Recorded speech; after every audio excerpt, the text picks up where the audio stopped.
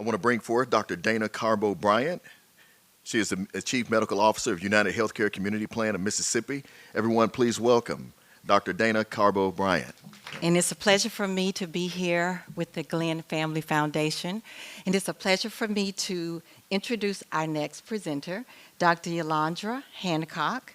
She is a physician, and not just a physician. She is double boarded in both pediatrics and obesity medicine. She is also a TED speaker and public health shero who combines her hands-on clinical experience and public health expertise with her passion for building vibrant communities to fight for equity in how she delivers direct care, how she informs health policy, and how she partners with the community to tackle health disparities. Her educational background includes a bachelor's degree and a medical degree from UCLA, and her Master of Public Health from Johns Hopkins Bloomberg School of Public Health. Dr. Hancock teaches at the Milken Institute of Public Health at the George Washington University. She's also the founder of Delta Health and Wellness Consulting and serves on a variety of boards. This morning, Dr. Hancock will lead us in discussing from trauma to triumph, navigating our children through pain and pandemics to purpose and peace. I present to you Dr. Hancock. Good morning, good morning. It is such a pleasure and honor to be here. I just want to extend so much gratitude to the Glenn Family Foundation. I feel like I'm in the family now. I hail from Independence, Louisiana, exit 40 right off of Highway 55. I did grow up in Southern California and now reside in Maryland, and it's my absolute pleasure to stand before you today. Most importantly, I am the mother of Amara. And just so you know how important this was for me, I've not ever missed one of my daughter's programs at school. I'm that mom. Helicopter, whatever you want to call me, I'm her. She's at 6th grade camp today. But this was so important that my fiance stood in my place so that I could be here amongst my family to have this very important conversation. So thank you for giving me the space to be here. I want to talk about how we navigate our little ones. Often when we hear about health disparities, children are briefly mentioned in the conversation, but I want to bring them to the forefront because as a pediatrician and a mommy, that's what I do. So I want to talk us through what will we walk away with today. The first thing I want us to think about is how does stress impact us as parents? And if you're not a parent, I'm pretty sure you've shown up in some sort of parenting role, so this still applies to you. And if you work with parents, my hope is that this conversation will give you tools and resources to help facilitate healing and wholeness within families. It's to look at parental behaviors. How do we as adults address stress? How do children address stress? What are the impacts? And then what do we do about it? And I remember sitting in seats just like you guys where you'd hear all these statistics and you'd walk away like, man, I honestly was like, sometimes it sucks to be black. My goodness, all these statistics I'm hearing, what do we do? And so I'm going to give you a little taste of statistics, but I really want us to focus on what do we do to move forward. So I invite you to go on a ride with me. I'm going to take you down a little bit, but I promise I'm going to bring you back up. Y'all ready? Excellent. All right, so let's take it down just a little bit, but I promise you we'll come back up. This is, and I'm going to note this right now, his name is Rylan, not Ryan. He's a model 6th grader. He's actually the age of my daughter, 11 years old. He's described as an honor student, made honor roll. He's so smart, they paid him money to teach some of his classmates. This is how brilliant Rylan is. Star athlete, basketball, football, baseball. His mother describes him as the perfect son. Very smart, very happy is what his teachers described him as. And one of the things that we have to pay attention to is what's going on with our little ones, right? He sounds amazing, like he sounds like an ideal child. And he was. Because he was so amazing, and I get emotional talking about it now. His family, his teachers were shocked when 3 days before Thanksgiving, he hung himself. His family said, we didn't know anything was wrong. His teacher said, I still can't believe it. His coach couldn't even speak about it because he was so dumbfounded. How is it that this beautiful 11-year-old little black boy could be so excellent and find the need to die by suicide? When I read the article, when this came out, as I read it, I was like, how can you be shocked when we learn that, one, his parents had significantly turbulent relationship, right? Now, clearly I'm biased because as a pediatrician and someone with a background in public health, focusing on maternal and child health, these things stood out to me. But my hope in our conversation is that these things will stand out to all of us. Both of his parents had been in the penal system throughout his life. He was dealt with housing insecurity. At the time of his death, he and his mother were sharing a one-room in a one-bedroom apartment. And in that apartment, they dealt with all kinds of issues, utility issues, food issues out in Northeast Washington, D.C. So all of these things Rylan had to deal with every single day. And one of the things that his mother said is he always stepped up. Because for us, particularly as black people, the expectation, even within our families, is that we will step up. And particularly when it comes to parents, we assume that our children are completely ignorant of what's happening in our lives. And I can speak to this right down the highway on 55, similar experience. My mother was caught up in a domestic abuse situation. And it wasn't until adulthood when we talked about it, she said, I really didn't even know you were affected by that. I was the one that got hit the most. And I love my mother to pieces, but it reflects a disconnection between my personal lived experience and what she experienced because she was so caught up in the stress of it, she had no capacity to appreciate at that moment how it impacted me and how it continues to show up in my life now. So I want us to talk through that. What is the impact of stress on parenting? How we as grown-ups, you can even just put as an adult, how does that impact us? It's pre-pregnancy, it's during pregnancy, right after pregnancy, and even beyond that. When we think about stress in pre-pregnancy, we think about something called the life course model, and I give credit to Drs. Neil Halfon and Michael Lee at my alma mater. They came up with this concept, but it was in place well before them. And it looks at the health status generationally. So my great-great-grandmother actually came from Mississippi, so I do have Mississippi roots. And when she was a little girl, they had just come out of slavery. My great-grandmother was the child of sharecroppers in Louisiana. My grandmother was the daughter of a sharecropper. My grandmother grew up not knowing who her biological father is, and we always joke in the South, it's mama's baby, daddy's maybe. Well, in my grandmother's case, that was absolutely it. And she grew up knowing that, having to deal with, oh, you don't know who your daddy is. She made a decision to move out to New Orleans, pursue a career in singing, all these things she did. But all of the lived experience, while those eggs inside my great-grandmother were creating my grandmother, and while my grandmother was being created inside my great-grandmother's womb, the eggs in my grandmother facilitated some of the ways in which my mother's health manifested, and it continues on and on and on. That's the life course model. So even before you were even thought about, as my grandmother would say, some of those things that affect our health were already in existence. Epigenetics, as Dr. Rainford mentioned.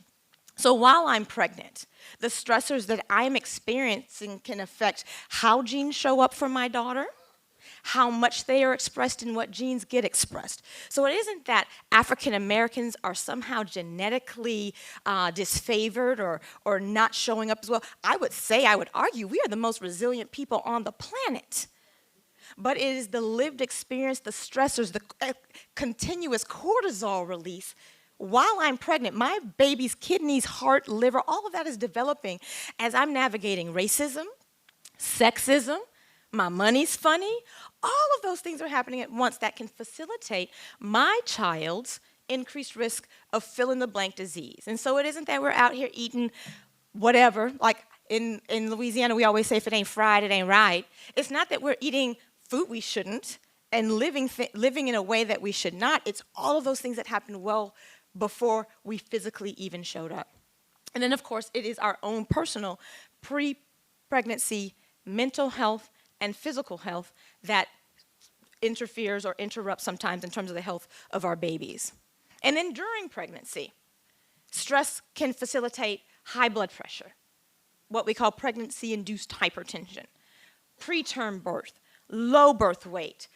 All of those things manifest because of stress. We often talk about these big events, like there has to be a trauma. When we hear about ACEs, in which we'll talk about in a little bit, we often envision it being some very violent event, right? My mother having survived domestic abuse. But it's also when you try to advocate for yourself at work because you feel overworked and you know as a black woman that you are at increased risk of preterm birth, low birth weight, all the things, and you say, listen, I can't work at 150% FTE. I can't see primary pediatric patients, obesity medicine patients, teach at GW, give talks, travel across DC seeing patients, and still show up for my family. I need something to come off my plate, and being told pregnancy is not an excuse. We're all expected to do above and beyond. And that's what happened to me. That was my life when I was pregnant with my daughter. And this was after 3 miscarriages and 5 years of trying to get pregnant. No one knew any of that. All they knew was I was whining and complaining and quote unquote being lazy. Right? It impacts maternal and infant mortality. Can we simply just survive having a baby? That's what stress does. Not this big event. When I was pregnant with my daughter, there weren't big events in my life that impacted me. And a lot of times when we think about these things, we think about black women who are under-resourced, because I refused to be called poor. When I was growing up, I was just living in an under-resourced community. I was rich. It's me. She is me. It was me having these experiences with 3 degrees. It wasn't my mom being pregnant with me at 14. It was me as a physician going through all of these things simply because of my stress as I was working as a physician. So imagine if I'm going through that. What does this look like for someone like my mom? 2 kids, 21, trying to escape domestic abuse. We have to think through all of those basic, every single day experiences when it comes to how stress impacts women's health, specifically black women's health. And then the long-term health implications. There's a study looking at white women in Europe, the Dutch potato famine. It lasted 1 year. And there have been many studies after this based on this data. After 1 year of European women experiencing famine, they looked at the babies to see what the long-term health implications would be. The adults who were born of these women had higher risk of heart disease, higher risk of diabetes, higher risk of mental health issues like depression and anxiety. For 1 year, simply being in the womb in this stressful environment, imagine black babies from a historical all the way through. Dr. Bowler showed that timeline. Imagine 400 years plus what the impact of all of those lived experiences have on us. And not just directly. When George Floyd died, I hurt as a mother, right? When we see all of these things happen, that still impacts us directly as if we knew each of those individuals who lost their lives.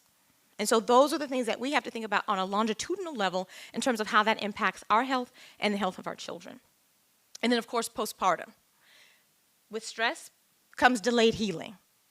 And we heard from Dr. Rainford that more black women have cesarean sections. But we're also expected to come back to work much earlier because we don't have paid sick leave. Postpartum depression shows up earlier and for longer when we're dealing with stress. Anxiety, sleep disturbances. And I don't know if any of you who've had babies, like you're already sleep deprived. I don't need anything else adding into that, right? And we know when we don't get enough sleep, cortisol goes up. So then there's even more added stress. And then there's decreased bonding because I'm so busy not feeling my whole self, it makes it hard for me to connect with this wonderful human being that I worked so hard to give birth to. And it's the reason why I actually became a doula, because I knew what my experience was like being pregnant and not having. I love my OB. She's amazing. But our focus was on fundal height, weight gain, fetal heart rate, and whether or not there was protein in my urine. And I literally sat waiting. I was like, oh, if she would just ask. I could tell her my marriage was going to hell in a handbasket, right? Work was killing me. Instead, I found wellness practices. I really focused on Reiki. I meditated. I prayed. I focused on the Word. And that's what allowed me to keep my daughter for as long as I did. It wasn't until the day after I had her, I almost stroked out. Came this close to losing my life because of all that stress. 11 years it's been, and it still hits me. I see that like it was yesterday. And so imagine as a physician having that experience, and it's still a stress, even now, because I know how close I came to losing my life and the life of my daughter. And so imagine thinking about getting pregnant again, having that experience, how scary it could be. This is one of the reasons why I have one child, because I could not put myself through it again.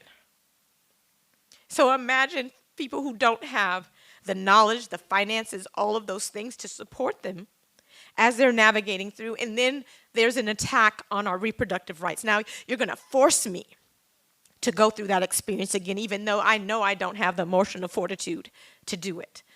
It isn't, and I'm very spiritual. I grew up in the Bible Belt. My family still identifies as Republican. Please don't hold that against me. But part of their view is based on reproductive rights without having the full understanding that if you force a woman to have a baby after having gone through all of that, can you imagine the level of stress? And now I'm committed to something that I know I can't do. But now I'm compelled to do it, and there are no resources to support me, which adds on to additional stress. It just continues to go on and on and on. And so the question is, what do we do with it, right? Even with all of that, what is it that we do personally? What is it that we do professionally? And what is it that we do from a policy standpoint? The first is identifying, on a personal level, how do we deal with stress? What are the different ways in which we manage it? And this is a question I want you guys to ask yourselves. There are various ways in which we deal with stress. The best approach is to address it, right? Stress happens. That's the other S word that happens. Stress happens. Are you one that addresses it? Like, head on, all right, this is what's going on. Let's figure out how to strategize and get something done. Or do you avoid it, stick your head in the sand, hope the bills just get paid on their own? We're going to pray, we're going to play the lottery, something's going to happen. But we know we need to actually take action, and we don't. Or do we internalize it? You know something's going on, you're not communicating it to anyone else, and you just continue to let it resonate in your mind. All you can think about is that bill, that sickness, that illness. Not taking action, but just continuing to think it through. Externalize it. Are you acting out because you're stressed, facilitating stress on everybody else, or do you withdraw? You don't call anybody, you don't talk to anybody because you can't even engage. You don't have the capacity to do it because in protecting yourself from the stress, you remove yourself from all of your social connections. The question is, which of these is the approach that's going to facilitate some healing? And until we really pay attention to how we address this, I hadn't done it until I was pregnant because my goal was to protect this growing fetus inside me. And I was like, all right, Yolandra, usually when you deal with stress, you either avoid it and hope them bills get paid, hope Sally Mae gets her money. I don't know how she's going to do it, but she's going to get paid for these loans. Or I would internalize it. I would pretend like everything was okay. No one knew. Even when I was pregnant and going through all those issues, it wasn't until a documentary that I'm in called Birthing Justice that my medical director that I was working for while I was pregnant, he called me in tears. He said, Yolandra, I had no clue what you were going through when you were pregnant with Amara. Why didn't you tell anyone? I said, well, one, why do I have to? The days I didn't show up at 100%, I was accused of working slow at 9 months pregnant. Why would I? There was no safe space to share. It isn't until I speak on it in a documentary that it gets acknowledged, but the signs were there. I didn't want to be the one that complained, right? I had already tried to advocate for myself, and I was told it was no excuse. So why in the world would I say anything else? The most important thing for me is paying attention to how children deal with stress. As grown-ups, we know what we need to do, right? But for little ones, they don't know it as stress. But we have to pay attention. We have to be able to help them recognize. And as I said, stress happens. Stress has to happen. It's a physiologic necessity in order for you to develop resiliency, in order for you not to fall to pieces. Stress has to happen. It's how a baby learns to walk. If we didn't allow babies to get stressed, we'd be carrying them now.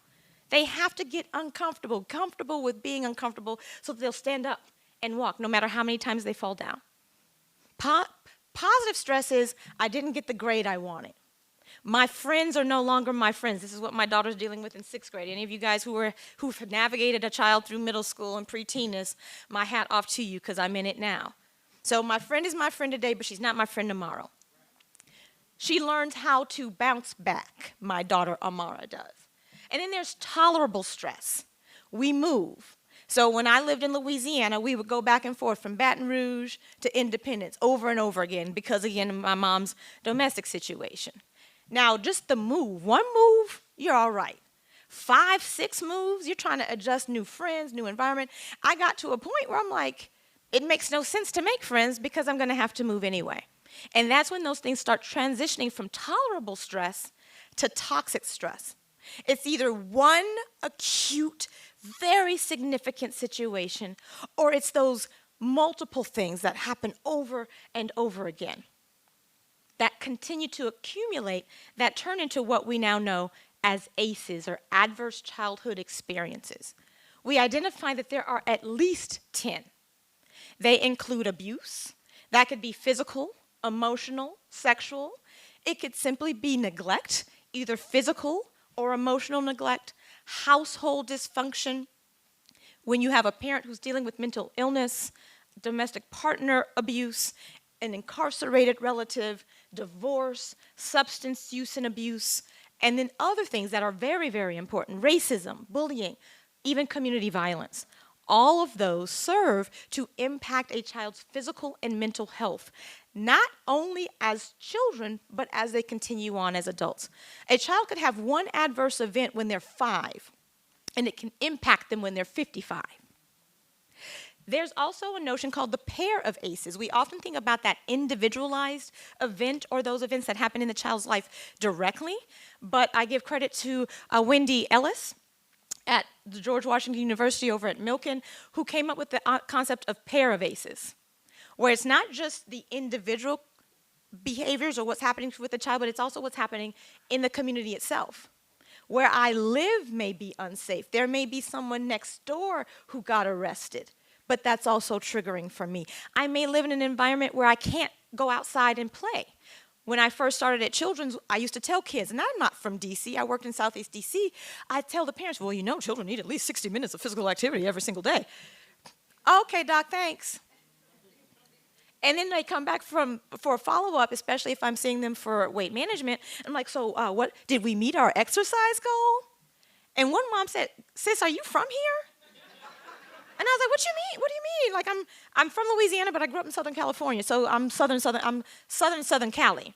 And she was like, are you from here? And I was like, no, my love, I just moved out here. She was like, then you don't know. Where are my kids supposed to play? So it called on me to learn more about my environment. What am I telling my families if I don't know the environment in which they live? Those are the things that we have to think about when it comes to sort of this pair of ACEs and then that chronic stress. Food insecurity, we often think about children going hungry. But it's also those conversations. Like I remember when I was little, sometimes the money would be funny and we would have the same butter sandwich. Like we ate.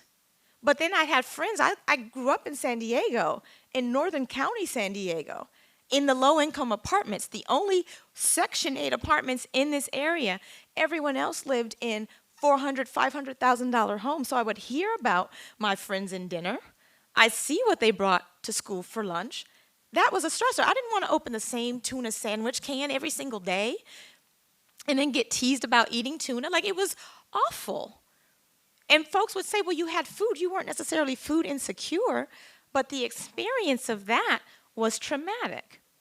Relationship insecurity. So not knowing when your parent's going to come and see you. They live right next door, but you don't know when they're going to see you, or they tell you they're coming and they don't. Those little things for children are still stressors because it takes them on this emotional roller coaster ride that no child should have to ride. All of that ends up facilitating continuous exposure. And I wanted to show you guys just how many children are dealing with ACEs. Just one ACE. They're dealing with it, and this shows you the percentages of the different ACEs that children are experiencing.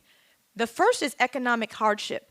I was listening to a radio interview. They were talking about California increasing the minimum wage to $20, which would facilitate a family making $40,000 a year in California. And I understand my future cardiothoracic surgeon is heading over to USC. I told him I still forgive him. I went to UCLA. USC is our rival.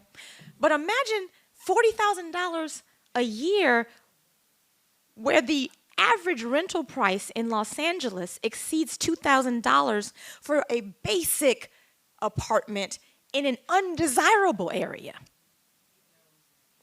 I'm sure he does. 25% of our children are experiencing simply economic challenges. Housing, you name it. Our little ones are experiencing it, even if we don't know that they're aware it's impacting their health. They're not going to talk about it, but it's impacting them. And then when you look at it from a racial standpoint, in terms of racial demographics, African American children are experiencing ACEs at almost triple that of their white counterparts. The majority of black children in this country are experiencing at least one adverse childhood experience. We collectively as a community have to protect our children. When we see this information, it can't be surprising that we hear about our children having increased suicide rates. I remember when I was in medical school, we were told suicide in the black community was not a thing, especially for children. Suicide was a white kid issue. They didn't even have statistics that they presented to us in terms of black children and suicide. We died of homicide and accidents is what I was taught. It doesn't mean that it didn't happen, it didn't exist, but now we know that this is an issue that we have to address, and we cannot wait. We can no longer wait to address it. And the question was excellent earlier. The question was, well, why are these rates going up? The challenge is that we don't do a really good job of recognizing when children are dealing with stress. Children don't present classically. And oftentimes, if you were raised like me where you were seen and not heard, children don't have space to have voice not to be okay. I was raised to not allow a tear to drop. I'd be upset about something, and I would be told, you bet not let not one tear drop. I learned how to evaporate my tears. There's no child should have that skill. And I often say, like, as I talk and share things, I tease my mom. I say, sometimes I'll get emotional in presentations because you didn't let me when I was little. She says, I don't receive that, right? But they'll have changes in behavior. They won't eat as much or they'll eat more. They'll sleep less. And you'll get upset because, like, I told you to go to bed. Well, if you're dealing with a child who's having sleep issues, it may be that they're dealing with stress. They may be restless or irritable. Your child's not bad. He's stressed out. And we just haven't given space and place for them to express how they're feeling. They might regress behaviors they've never done before, especially for the little ones. They were potty trained. All of a sudden now they're having accidents. It isn't that they're lazy and they don't want to go to the bathroom. It's that they're stressed. They may not want to do the things that they used to do. In school, and this is really big when it comes to evaluating our children for things like ADHD. I don't know how many children I've seen where the teacher's like, oh, he has ADHD, he needs to get evaluated and put on meds. It just takes teasing back some layers. I will ask, have there been any changes in the home? And I will preface it. I'm like, my love, before we start meds and label this child, I need to know what's going on at home, what's going on at school, et cetera. And it won't be until we really have time to talk that I've learned that there's changes in the family, divorce, whatever the case may be. It isn't that the child can't focus and has an issue biologically. He can't focus because he's having issues psychologically. There's stressors that are happening that remove his ability or her ability to be able to focus and perform. Grades are doing worse. And it isn't that the teacher is not teaching. It could very well be that your child is experiencing stress. And then physical complaints. Children often will have these as the manifestation of stress. They'll just have headaches, stomach aches, might even complain of chest pain or changes in appetite. And there have been many children that I've seen that have recurrent belly pain. And it isn't until we tease out some of those issues. And I understand why families don't necessarily share it, because they're afraid. There have been families that have reported stressors and then had their children taken away. The medical community, historically and currently, has not created safe space for families to really be real about what's going on in their households, because they're, one, afraid they're going to be judged. And we judge them. I will be fully transparent. There are times, there have been conversations in the doctor's room. Can you believe she? Oh my gosh, if I was a mother, And then we are the ones that going back in the room, like, why would I share with you what's going on with me? You don't even have to say anything. It's just the air. It's that nonverbal you're giving me that lets me know I'm not sharing a doggone thing with you. And when we do share, we're at risk for losing our kids. Why? Why would black parents fully disclose what's happening so that we can help their children? And then thinking through that long-term impact, right? As we talked about, increased cortisol changes all kinds of things from the time that they're in the womb all the way through as they're growing. Their organs are exposed to higher levels of cortisol. That changes how your blood pressure is regulated, changes how your heart functions, changes your brain chemistry. You can't focus in school because you're stressed. Declining in cognitive function, and this impacts educational achievement, economic attainment, and then where you live, what kind of job you have, and then how you will then go on to show up as a parent. All of that happens from the time you are in your mother's womb. Those are things that are manifesting to facilitate these different outcomes. And then chronic disease risk, diabetes, heart disease, all of these things manifest because of the stressors that our children are experiencing. And as my grandmother would say, and I reference her because she passed away in August, and this is her birthday month. And so she would say, from your rooter to your tutor, right? Every system in a child's body is impacted by stress and by ACEs. And so if we want to set our children up for their best success, it starts before they're in the womb. And one of the reasons why I love Jamita so much is that she focuses on black girls' health.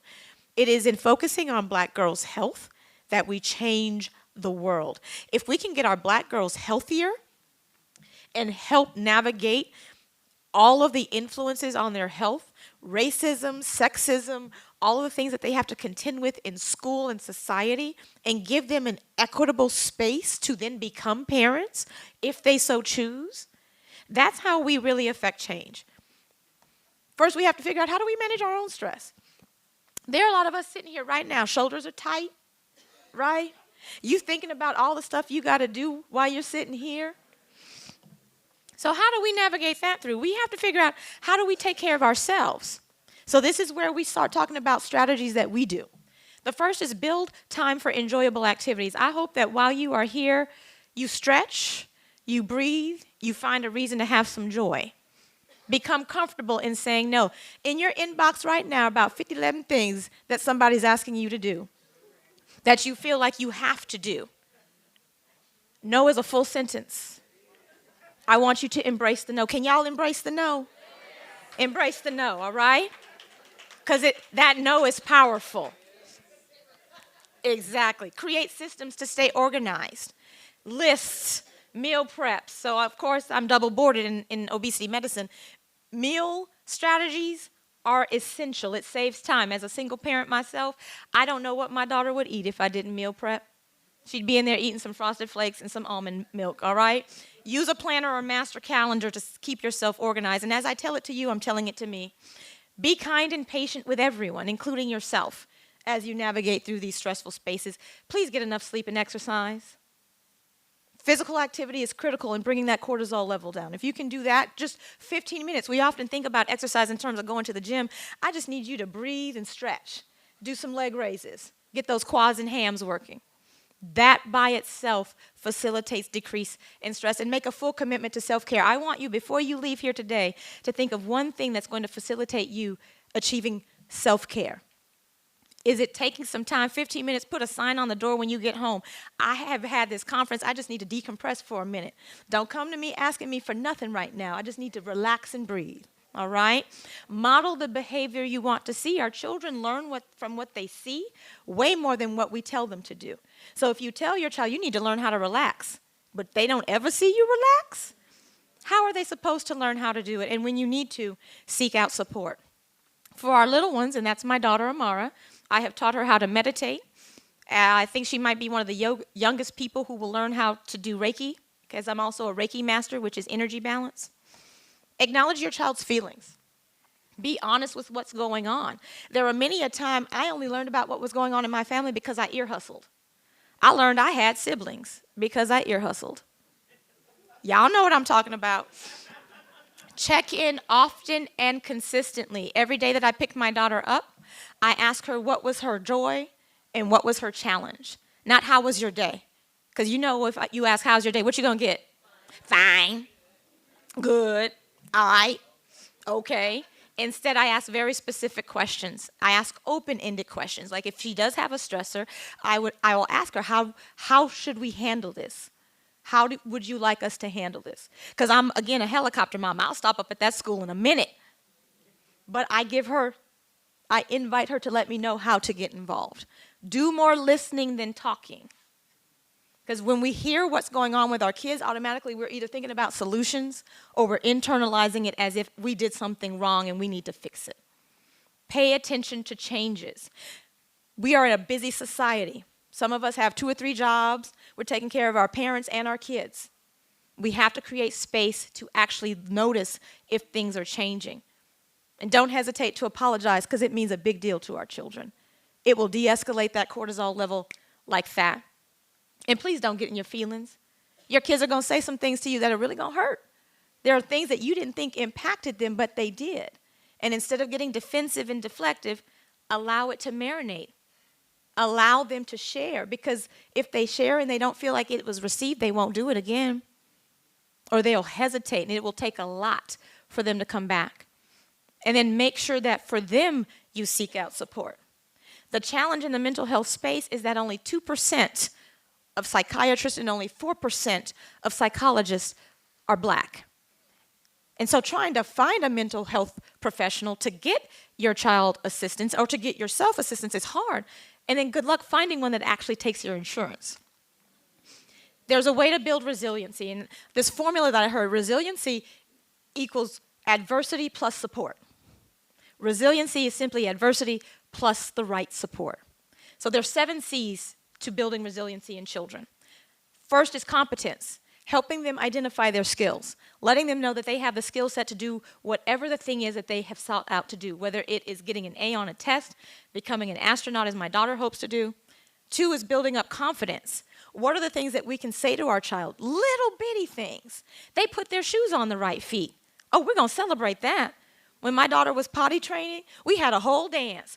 Pee-pee in the potty, pee-pee in the potty. We did a dance and a song, and you would have thought she had graduated from college. She would dance. Potty training happened in 1 week. Character. Help them comprehend what character is. A lot of times our children are spending so much time on social media, they're defining character based on who they're seeing out in these streets. We have to set that for them, not just as their parents, but every single person in their lives. Contribution. Give them the opportunity to contribute. My daughter, I take her on volunteer opportunities. Sometimes if I give talks, she's out helping to pass out handouts. I try to identify ways in which she can contribute so that she knows that her presence is valued and that the work that she's doing, even at the age of 11, is necessary. And then coping. We can't protect our children from everything. They need to experience some stuff. Remember, stress happens. They need to be able to navigate through, how do I handle my friend breaking up with me? How do I handle divorce? When I chose to end my marriage after 10 years, I took my daughter to a park. We had a conversation in a very developmentally appropriate way. The way that I navigated out of the marriage, as hard as it was very diplomatic and respectful. I wanted to be stank. I want to be real angry. I want taken to court. No, I put my daughter at the center. And every decision that I made was about her and not him. And then control, teaching them to make decisions. We often make decisions for them. We pick out their clothes. We tell them what they're going to wear, what they're going to eat. My daughter gives me what she wants to eat on Saturday so that I can go grocery shopping. I say, what are your preferences for breakfast, lunch, and dinner? Because I want her to feel like she has some say in what we do, even though she's not yet cooking, but will be soon. And then centering. How do we practice and then teach our children how to center? Help them identify their feelings. And I'll show you, there's a tool that I will share with you. Help them identify their feelings. Children don't often know how to identify their feelings. They just feel something. Encourage them to do a daily check-in. Share a positive word. So I bought these really cute Post-its, and I put them on my daughter's mirror when she gets ready to get ready for school. Every single school year, there is what I call an affirmation wall. And I put on there all the things she is. You are courageous, you are brave, you are bold. And she reads each one before she starts her new school year, since she was in pre-K 4. Teach them how to develop a spiritual foundation. And that can mean whatever it is. It can be Buddhism, Catholicism, Christianity. For me, I'm faith-based. I grew up Baptist. I'm non-denominational now, but still dipping my toe in the Baptist church. I have scripture that my grandmother put in my spirit from the time I was little. I can do all things through Christ who strengthens me. Be anxious for nothing. I still hear those scripture even now at the age of 50. Be the example. I live my life knowing that my daughter's watching me. Am I perfect? No. When I fall short, I acknowledge it. There are times I'm a big old grumpy mess after seeing about 20-something patients and navigating a whole lot of parent questions. I don't want to be bothered with anybody, but I signed on to be a mommy 24/7. And there are times I'm a little snippy, and my daughter will say, ooh, did you have a bad day? You need to do some Reiki. But she has the safe space to be able to do it. I couldn't have even thought to have said that to my mom and still wanted to keep my teeth, right? And then make sure to get help when you need it. In terms of ACEs, collectively, I know I am in a room full of sheroes and heroes when it comes to addressing health disparities. So collectively, what do? It's creating programs, and I know there's some in here, that facilitate home visits for a variety of things. It's not necessarily just health care. It's food delivery programs. It's all of those things that bring it to where the people are instead of expecting them to come to us. It's creating parenting training programs. As Jamita mentioned, she said, her mom said, I didn't come to this knowing what I was doing, and kids don't know what they're coming in as kids, right? There's no training program to prep us to become moms, dads, and surrogate parents, but we need to create them. It's intimate partner violence prevention, talking through. I knew that having grown up in a domestic violence situation, I was at higher risk. And so there were decisions that I made that were the extreme, right? If somebody just touched me wrong, I assumed that they were going to hit me. And I made decisions and it was extreme. Like, even if you looked at me funny, I was like, oh, he looks like he's an abuser, right? But then there's the other extreme where we end up following in that same cycle. It's creating social support, communities. We know that there are organizations and just community building. That's one of the challenges when it comes to gentrification, is that there were those communities. But then all of a sudden changes happen, and what we knew to be community is no longer. Pregnancy support, from connecting with doulas, just check in. You don't even have to have official training.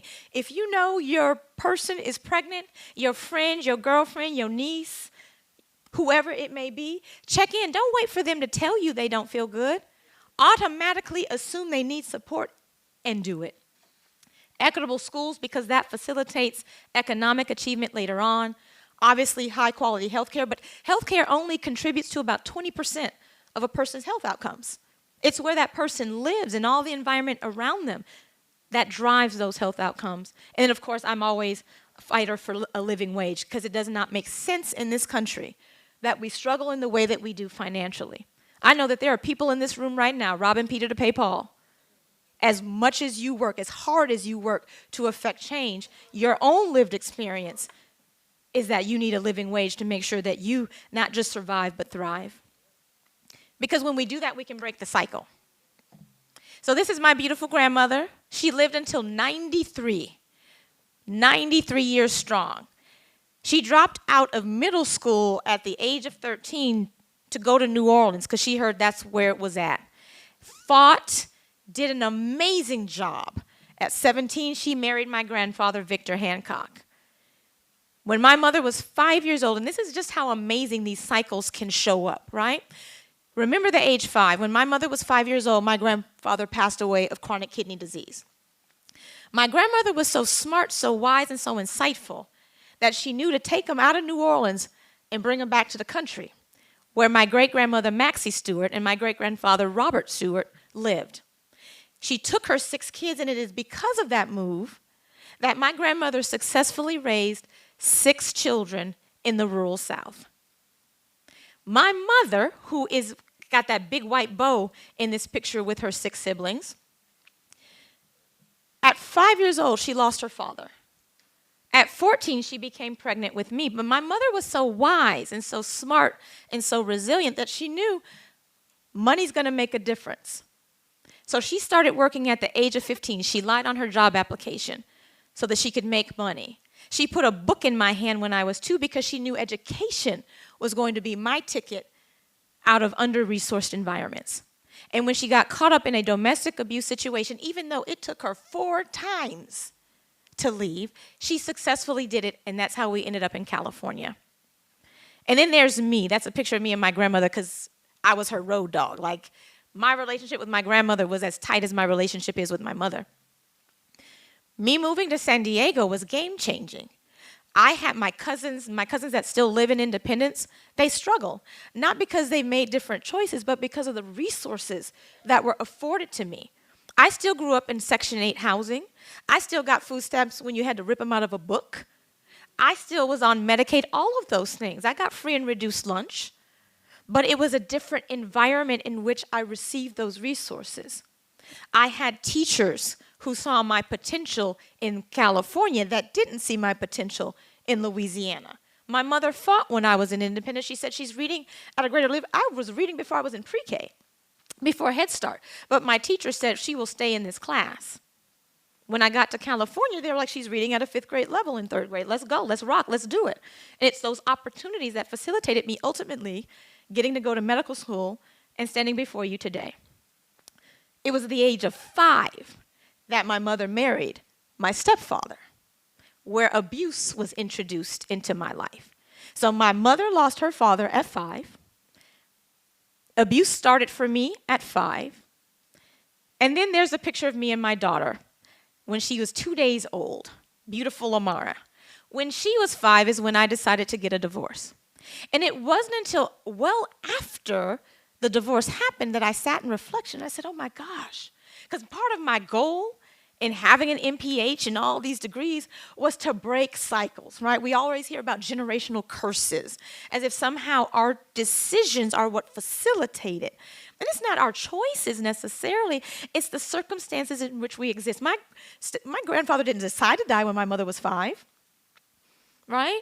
My mother didn't decide, she didn't say, oh, I'm gonna do this at 5 years old, but it's like that level of repetition in terms of cycle, it gives me chills that at 5 and 5 and 5, and we know that there are critical developmental periods at the age of 5 that will last you the rest of your life. So when I decided to get divorced when my daughter was 5, without even having the age association, I just knew I had to do it differently. And so how I communicated with her was a lot different. I already had a therapist on board to talk to her as we navigated through the divorce. Her father and I had already agreed that how we would approach it would be a lot different so that she would have an even better outcome than I did. Because with each generation, from my great-grandmother Maxie to my grandmother Henrietta, improved outcome. From my grandmother Henrietta to my mother, who worked in dentistry for 25 years, she ran practices. Now she gets to retire back in Independence, living the good life. But her outcome, much better than my grandmother's because of decisions my grandmother made. And I'm in a better position because of decisions that my mother made and the resources that were around me. And now my daughter, like the sky's the limit because of resources and choices. And it's one of the reasons why I commit work to policy, because I know that policy affects the greatest level of change. It allows what happened in my life to happen for more children. I went to a very affluent high school, middle school in California, but not all of our children have access. They should, and the way that is facilitated is through policy change. I leave you with your children would become who you are, so be who you want them to be. And the tools that we use in doing that are first assessing our stress. Assess your child's stress. Identify areas in which we can improve as parents and how we can improve in terms of community. We collectively make a plan. I love spaces like this because you guys get to network and figure out what we're going to do together. It's looking at specific resources. This is a stress and coping self-test. The other resources are evaluations for our children. They can't verbalize it, but they certainly can identify volumes. I feel half jelly beans full, giving them something to measure so that they can identify what's going on with them. Part of it is also our responsibility as a clinician. I do screenings for my kids when they come in for their well child checkups. I don't wait to see if the parent has a concern. We automatically screen all children starting at the age of 11 to make sure that they are okay. So it does not put the responsibility on the child or the parent necessarily to identify it. And one of the things that I actually keep in the back seat of my car, this Feelings Faces chart is laminated in my car. It is at my house, and it is at my practice in Maryland. So when my daughter comes home or comes home from school and she's real quiet, and I've asked her challenge and joy, and she doesn't really give me a good answer, I show her. I said, Mama, I feel like there's some energy going on. Can you show me on the chart what you're feeling? And then that will open up facilitation of all kinds of conversation. This is an additional list of resources. My hope, my goal, my prayer is that each of our children finds such peace and such joy that ACEs are a conversation that we have in 2024, but by the time my daughter stands in this position, it's no longer a conversation we have to have. Thank you.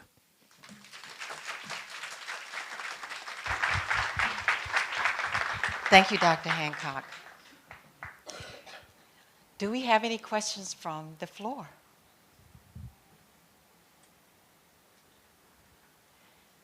Well, I'll hopefully kick us off. Of course, as a pediatrician, we probably have a lot of stories to share. But I will say, in training back in the late 80s, early 90s, I can't say that we really talked about ACEs.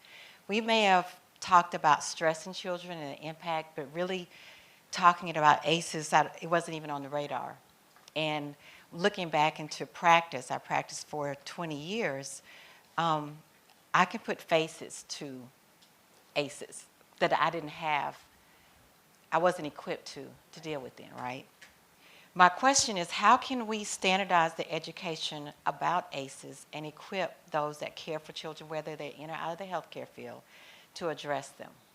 It's a very good question. I think one of the things that we have to recognize, one of the assumptions that's made, particularly for black children, is that they're going to have stressful lives. Like, that's an assumption. Like, black children, they're going to be stressed. And that's not what should happen. It is what is happening, but it should not. And so it's almost normalized that black children live in these stressful environments. I think part of it, whether it's in education, in medicine, whatever field you're in that relates to children, it's acknowledging that children deal with stress. The question is, how do we assess it? How do we measure it, and then how do we address it? If we don't recognize that children deal with stress, as we talked about with Rylan, no one knew he was stressed. He was on honor roll. He played 3 sports. No one had a clue. And the challenge is that we have to pay attention to what's the environment that children are living in, without families necessarily having to share that information, universally approaching wellness practices, making sure it's incorporated in classrooms. I think one of the best ways to do it is in the classroom, from pre-K all the way through.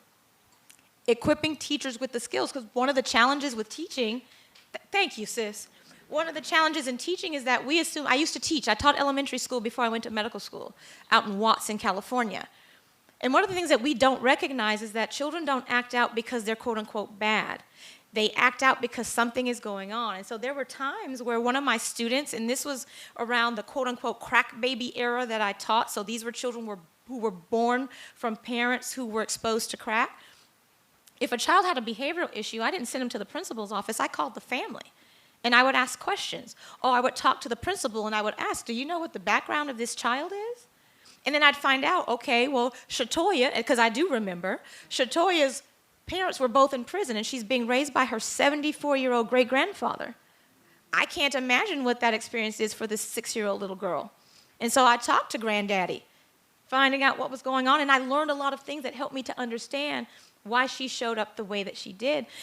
But if we don't take that extra step, if we just make assumptions, whether it be in teaching, in pediatrics, whatever the thing is, if we don't take that extra step to figure out what's going on, we won't affect change, whether we call it ACEs or not. At baseline, we have to prioritize our children. We have to create spaces for our children to be safe and to be cared for, and that does not happen as often as it should. Thank you. You're welcome, I love Thank you. Everything today has been phenomenal, but I have a roundabout question maybe, because you've talked about the impact that the trauma has on parents and communities. But what is the role of reflective supervision in the providers of the care to the supports? Because I think we also have to address the biases that we deal with sometimes. You know, I don't want to work with this family. I have this attitude towards this family, yet I'm charged to support them. It has to be something other than just the education piece. And I hadn't heard that addressed, and I know it's a big component of it. So if you want to talk about that a little bit. That's a very good question. In full transparency, as a pediatrician, I've had that experience, right? When I worked in Southeast DC, there were families who would show up that I knew carried a lot of stuff. And no matter what you did, or at least what you thought you were doing, it didn't get fixed. You're like, I gave you the this, and we did the that, and we're still in the same place. I, had to check myself in terms of the level of expectation that I had for these families, because I can't say that I know what their lived experience is. Like, I grew up under-resourced, but it was a completely different experience. Being under-resourced in San Diego, California, is a whole heck of a lot different than being under-resourced in Independence, Louisiana. And at my core, my Christian faith base allows me to show up in a space where I check myself. I'm like, all right, why are you getting irritated? Why are you frustrated? When you saw their name on the schedule and you rolled your eyes, what was that all about? And I'd have to really do some centering activities in order for me to be able to show up for these families completely, right? And I think it's important for us to recognize that. We are sometimes so caught up in the business of work that we don't take the time to think through, why do we feel certain ways about families, and then how is that going to impact how we show up for them? It's in doing that and having conversations. Like, I used to have real conversations with my medical students, because I would tell them, I'm like, all right, this is a family that's da-da-da-da-da. You're going to hear me talk to them, ask them questions. They're not going to have done the stuff that I said, because every appointment, they haven't done it, right? But instead of judging them, we're going to find out what got in the way this time. And for some of our families, it legitimately is that something happens every single time. For a select few, they're just not going to do it. Whatever your priority is, it's not theirs, right? So I had one family that she just wasn't bringing her kids to school. School wasn't important to her. She would rather stay home than get her kids dressed.